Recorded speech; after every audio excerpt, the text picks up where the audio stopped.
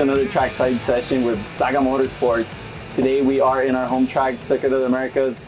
This is our home base. We love this track. We're here a lot of times throughout the year. Today we have Tim Strehl, a good friend that we've had for a long time. We tracked alongside him for a decent amount of time, and we didn't start talking to him until we actually went all the way to VIR and then said, hey, we're both from Texas. So that's the way it works. Tim, introduce yourself. We love you. Yeah, excellent. Well, it's good to be here, Felix. And yeah, it was ironic that we met at VIR, and that's where we kind of really started to hang out together. But so Tim Strehl, I'm a PCA instructor. I'm also one of the PCA event organizers. I instruct with the guys at SAGA Motorsports, and that's who we're here at COTA with today. So been a long time participant. Had the opportunity to drive 27 different tracks now. So been around to a lot of different places. A little flex there. Yeah, no, it's always a good time to, some people just drive one track. Hey, you right? Can't stop talking about TWS and how we missed it. Yeah, yes, you did miss TWS. We'll never get that one back. That was a great track to start at.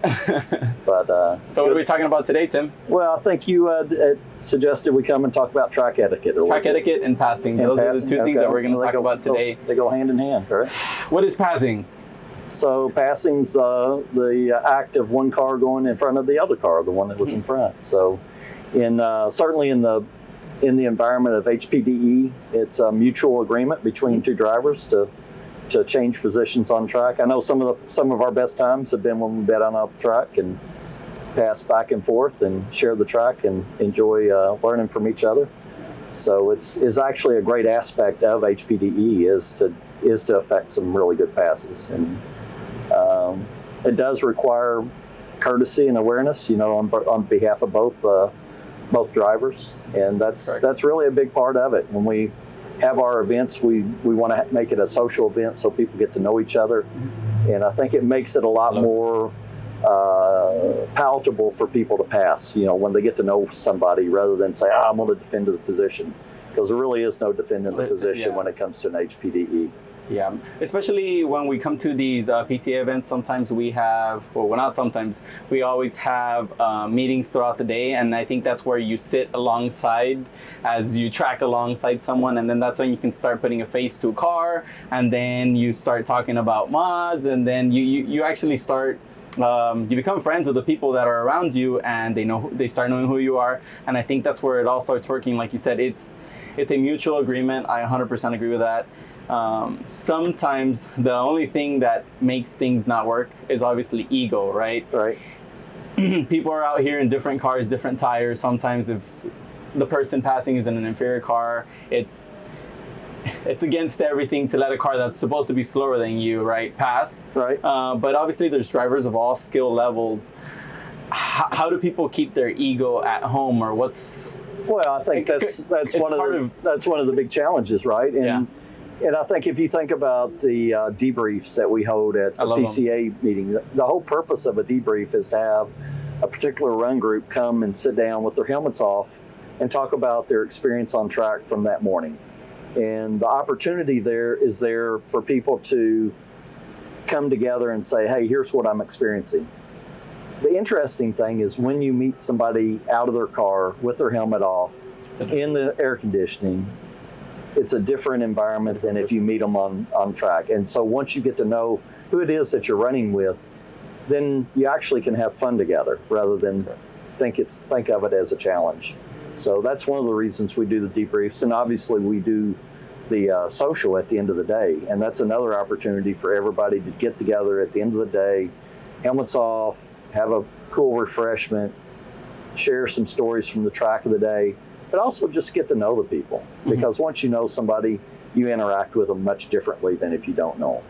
So those are big keys to us in terms of kind of taking the ego out of the track. Yeah, and with ego is mental state. So that's the other thing. I don't think I've ever.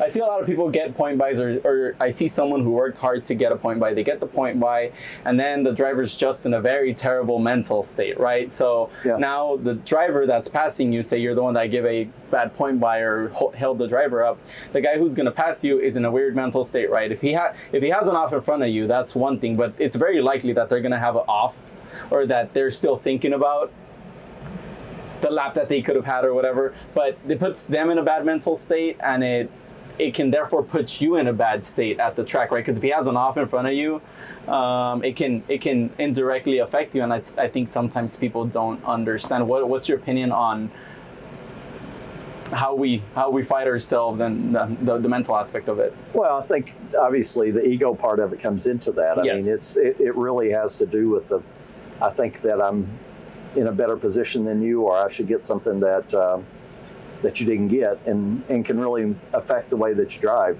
I think we sometimes refer to that as red mist. Red mist, when people they start getting into an emotional state that's not healthy, and then they do things that obviously can compromise both participants, and so it's really important that you keep that in check. When he says red mist, it's basically like who said it? Austin said it in the morning, right? It's like that Prius driver that's in the fast lane and it's going 20 miles an hour under, and you're just like, why don't you get out of the way, right? That's putting yourself in a bad mental state. That's exactly what red mist is. Right. Sometimes you don't have to be pissed about it, but you're definitely. Well, I mean, road rage is red mist at the end of the day, and that's we don't need road rage on the racetrack when we're doing 160, 155, 165 miles an hour. That's a bad place to have the road rage. So that's a fact. Yeah, it's but again, it comes down to courtesy and awareness. If you have just common courtesy and awareness and the skills to execute, then the track game is a lot of fun, and you can have more fun when you mix it up with the people that you're on track with. But you have to have trust that they're going to do the right thing, and you get to know who you can drive close to and who you don't want to drive close to when you're on the track. Yeah, because everyone's playing with super expensive cars out here, and trust is honestly everything. And it's real consequence. It's not a no consequence activity that we're involved in. Yeah. So at the end of the day. Another topic with passing. So passing, when we come to the track, people call it race. I call anything racing where it's two cars going alongside each other, whether it's drag racing or whatever. So when we come racing to the track, when he said there's a mutual agreement, there's definitely a mutual agreement. And in event or organizations, we usually give point buys. So I want you guys to understand a point buy is a clear signal coming out the window. You're driving, right? So you give a clear arm to the left, pass me on the left. If you go a hand over the roof, that's pass me on the right. Just want to make that clear in case for you guys that don't understand this, that the front drivers are always communicating. Sometimes it's turn signals, sometimes it's hand signals. What I want to get to next is how does passing change through run groups, right? Because obviously when we're on track, we have novice run groups, we have intermediates, we have advanced. Everyone's in a different stage in tracking. Obviously, the further you move up into the advanced run groups, yes, you're here to do laps, but you're here to better your lap, right? So yeah, it's a learned skill. I mean, it's about skill development. It's about understanding about how things operate on track. So if you start at the novice run group, clearly your bandwidth is much more limited than somebody that spent many, many days on the track. And if you think about, well, what does that mean? The bandwidth's limited. Bandwidth being limited means your field of vision is very small when you first start. So I have a new novice student this weekend. And it was interesting. We went out yesterday, and in the first session, when they start the very first session of the day, it's a no passing session, and every flag station flies the yellow flag. And so my new novice driver was driving, and I told him, I said, look, it's yellow flags all the way around. There's no passing for this whole 30-minute session. And so he was driving the first two, and they were his very first laps driven on the track. And, he was still trying to find the flow of the track. So after a couple of laps, I said, let's go in, let's trade positions, and I'll drive and show you the lap with a little bit more flow, where you get real flow around the track. So we did. We traded positions. Then we went back out, and when we came around turn 11, so we go out pit road at turn 1, we went to turn 2, 3, 4, 5, 6, 7, 8, 9, 10, and around 11. And right after we came around 11, he noticed his first flag of the morning. It was the flag flying on the left of turn 11. And so he said, oh, there's a yellow flag. And I said, Don, actually there's been a yellow flag standing at every flag station since we first came on the track. Missed 4. He missed 4 then, but he missed multiple laps of all of them. Oh shit! Okay. So, but the point was, it wasn't for him to know. It's my job, and I'd already told him, so we were obeying what the requirement was. But the point is that's what bandwidth is really all about. Because he was brand new, being on the track, his focus was very narrowly right on the track, right in front of the car. And so this is what. So when you're at that level, we don't want you passing just anywhere on the track. Mm-hmm. We want to affect those passes on the straights. Okay. As you get more experience on the track, your bandwidth opens up. You see more things. You're more aware of the cars around you. You can kind of process what's going on. So now the passing rules get expanded, and so you can pass in places that you couldn't pass as a novice. So that's the reason that there are different standards for each of the run groups as to when you can pass and where you can pass. I 100% agree with that. As we're moving up from novice to intermediate, we're obviously, when we get here as a novice, we want to do the track time, right? We're here to have fun. We move up to intermediate. Obviously, things start getting more serious. Your car gets a cage now. It gets harnesses, right?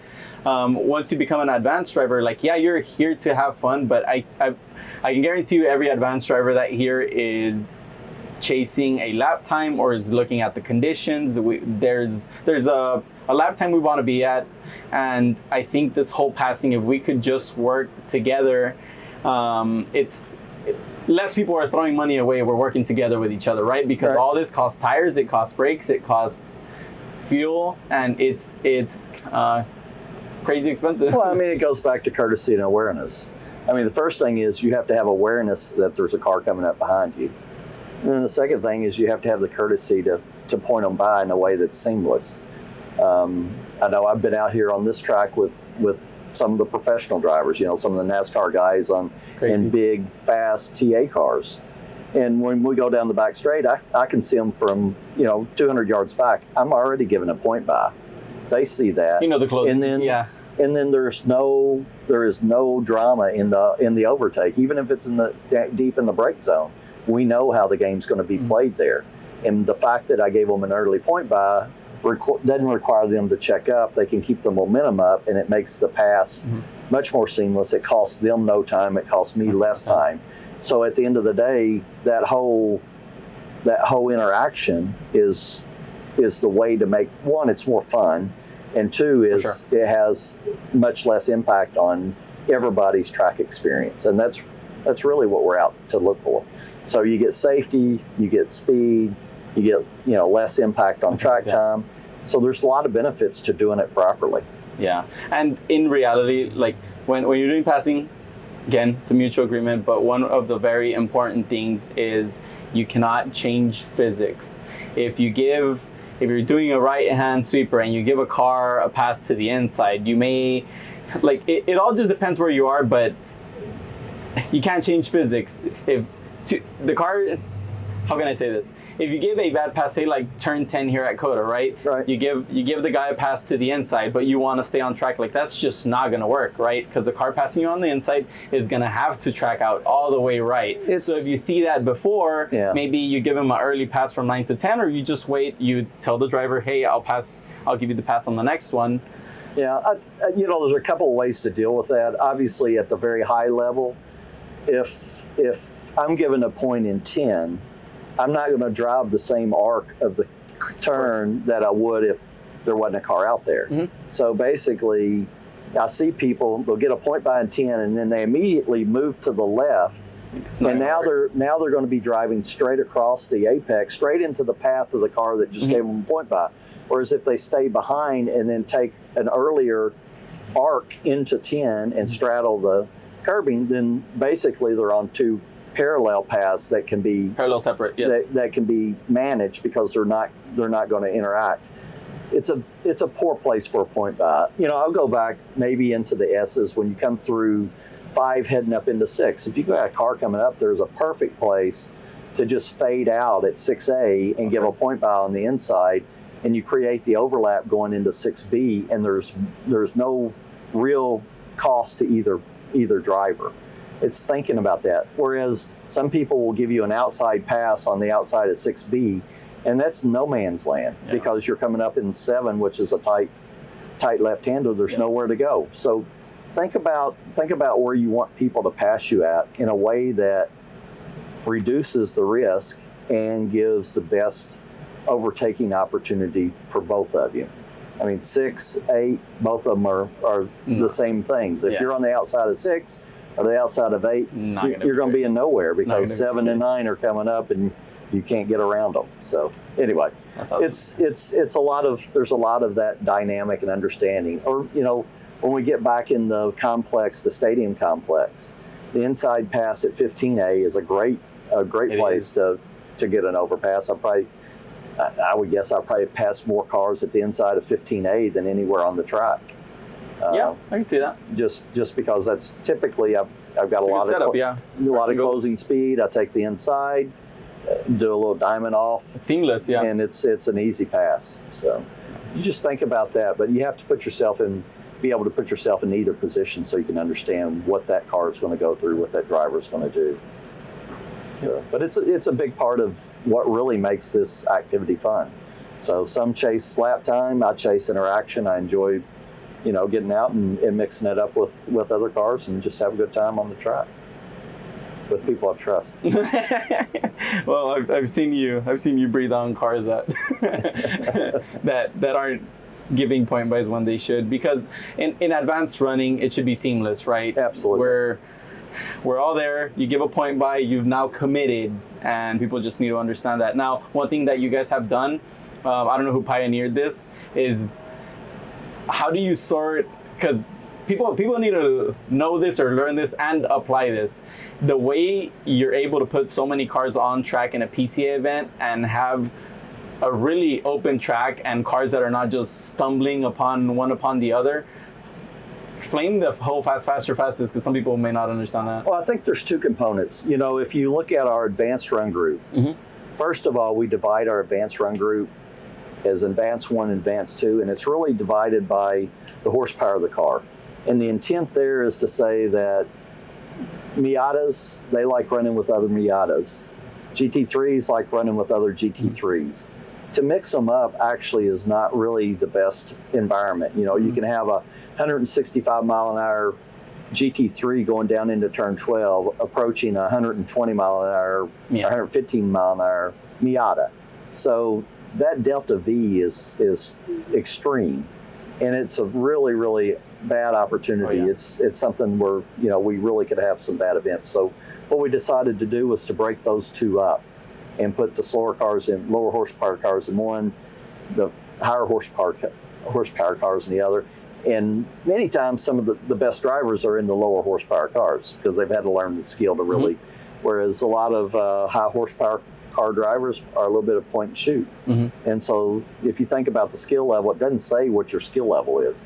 We're expecting high skill level in both advanced groups. So that's the first thing we do. The second thing we do is when you go to grid, we grid in the fast, faster, fastest run group.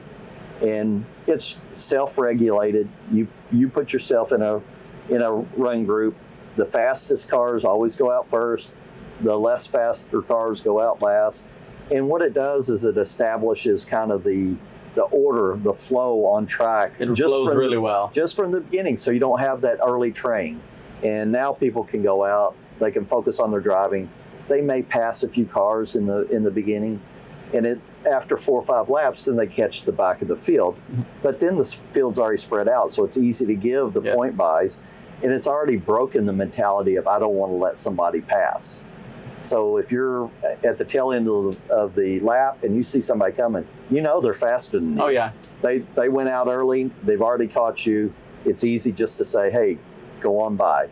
And so that part of it was really set up to just deal with trains on track. This is a big track, and we can handle a lot of cars if they go out in the right order. I remember when I first suggested that we do this fast, faster, fastest, I had several people say, oh, everybody's just going to line up in the fastest run group.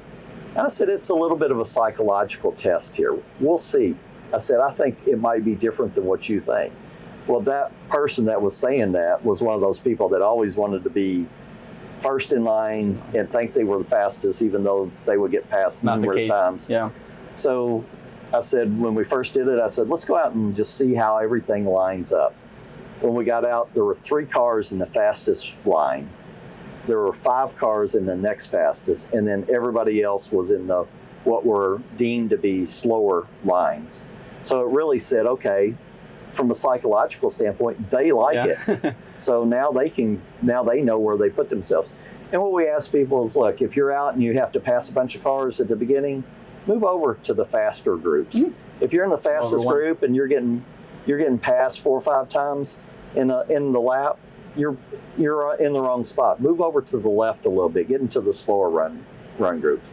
And once people have done it a little bit, it becomes pretty easy because they know they don't want to go out there to get passed right off the beginning. You might have 1 or 2 people that always go into the fastest that maybe don't belong there, but it gets worked out fairly quickly. It does. Initially, it's exactly that. Like, as the weekend starts, you'll see maybe 6, 7 cars line up fastest, and then as you see that, as the weekend goes by, you see 4 or 5, and it's crazy because the more the weekend goes through, like the more seamless or the more everything just works in conjunction. Right. It's kind of crazy, but we've been to events where putting more than 20 or 25 cars just does not work on track, and somehow you guys, like with that concept, we could put so many cars on track and it just flows. Well, so you gave me a hard time earlier about flexing on being at 27 different tracks. But being on 27 different tracks means that I've had the opportunity to run with a bunch of different organizations. And so as I got involved in the operation, running these events for PCA, I would bring back some of the best practices that I experienced as I went around to places. Also would recognize some things that didn't work very well, and we want to make sure we stayed away from. So I think this is the culmination of a lot of years of experience for a lot of people, and also some new inputs from those of us that travel to other sites. So, like the debrief, it came from events in California. The post-run debriefs, that was a key part of one of the organizers that runs at Laguna Seca. And so I experienced that and thought, this is a really good opportunity for only a specific run group to come and sit and have just a brief chat. It's 10 minutes. Yeah. 10 minutes max. Yeah. You come, you have your opportunity to speak, and then people get to know each other and go back and do it again. So not everyone attends. Not everybody attends, but I think when the people that come recognize the value in it and always come. And some people don't recognize, and so they miss out on the opportunity. But it's what it is. We can make it mandatory and give them a sticker, but it is an adult activity, and I want it to be treated as an adult activity. So. We appreciate that very much. Is there anything else you have for us, Tim, regarding track etiquette and passing? No, I'll just go back to the basics. It is courtesy and awareness. So if you're aware of it and you do something about it, that's what we're talking about. So one thing that just comes to mind real quick is I've seen passes from the right seat. What are your thoughts? Oh, there's that just came to mind. We're pretty clear about there's no you never take a signal from the right hand side, except if it's a right hand drive car, and then we've identified that in advance. And it's happened. Happened. It has absolutely happened where we had right hand drive cars and there's getting a point by and we're like, oh, we're not taking that point by. Oh, that's only the driver there. So, so I think in the future, if we have one of those, we might need some sort of special sticker on the back that says "right drive car." I don't know, but an arrow or something. We never take that pass from something coming out of the right side of the car, because it is the driver's responsibility to make the signal for the pass. And it's very important that people understand and follow the rules. It's kind of like passing without a point, how dangerous that can be. Yeah. And it's something we take fairly seriously, and we'll get you a black flag in a conversation. Mm-hmm. And, it's not like we scold you. We just want to make sure that you understand why it's important that everybody follow the same set of rules. And that you guys are also looking out for the driver, right? Because if a driver is doing a pass without a point by, or is doing crazy things on track, like in today's case, they may be dehydrated, maybe they're just not paying attention to stuff, and there can be more involved with just people who are being Absolutely. rude and yeah. Absolutely. Okay, that's it for today, guys. Tim, thank you for joining us. Well, thanks for having me. I was glad to be a part of it and look forward to seeing you on the track again. So make sure you like and subscribe. And comment. You want comments? As well. Leave them down below. Thank you, guys.